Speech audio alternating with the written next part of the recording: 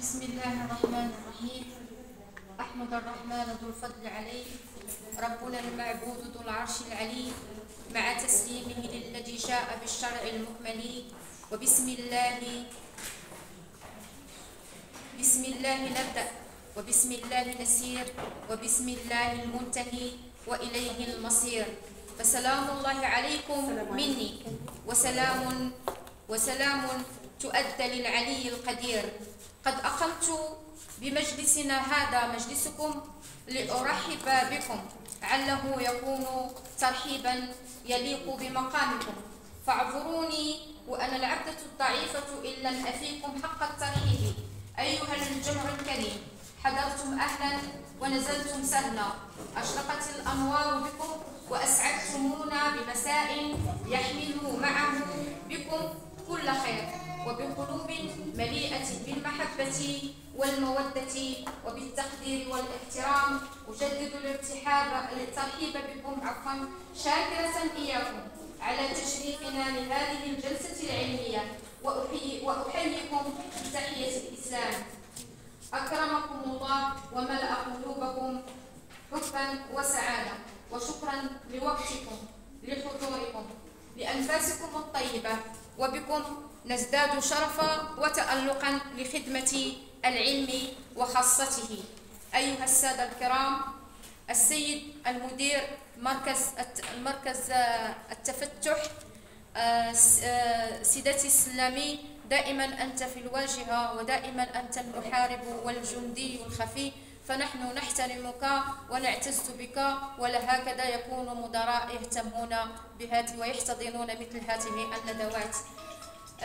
أشكر كذلك السيد المسير، أعتقد، والسيد رئيس الملحقة الإدارية العاشرة لحضوره، السادة الحضور، السيدة رئيسة جمعية زهرة الجنوب للتنمية المستدامة، السيد الأستاذ الحسين ليمان، وهو ابن جمعية اتحاد المبدعين المغاربة بالعيون.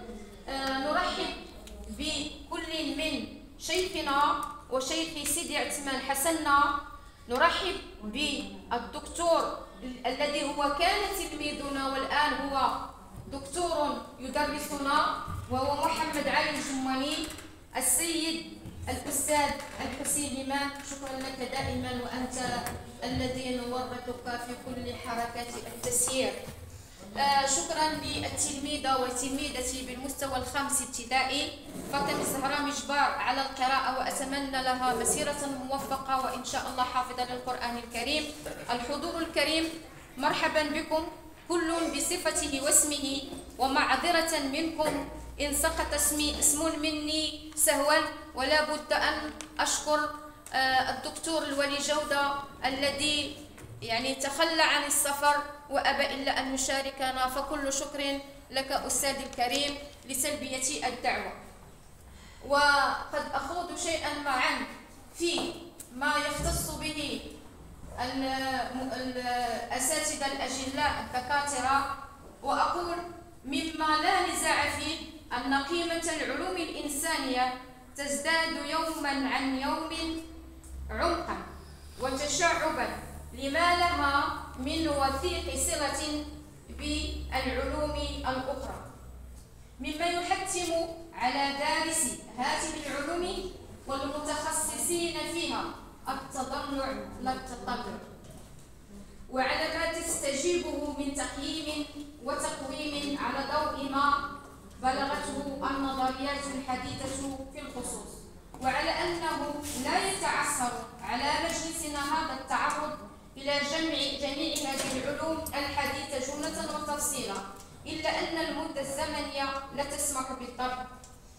بالاستفادة جملة وتفصيلا، فقد ارتأينا دعوة المتخصصين لهذه العلوم الإنسانية لتكاملها وتشعباتها وانسجامها، حتى نفطن كحاضرين أدباء مهتمين، ونرتوي من غزارة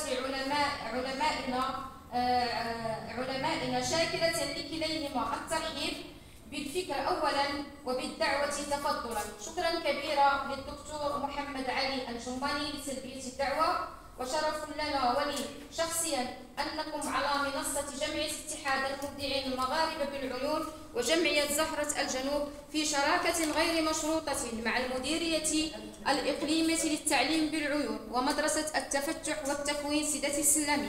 كما أوجه الشكر الكبير لشيخنا النبيل شيخ سيدي عثمان حسنا لتلبية الدعوة، وهو المتفاني الخدوم غير الرافض لأي دعوة كيفما كانت ولأي استشارة كيفما كانت.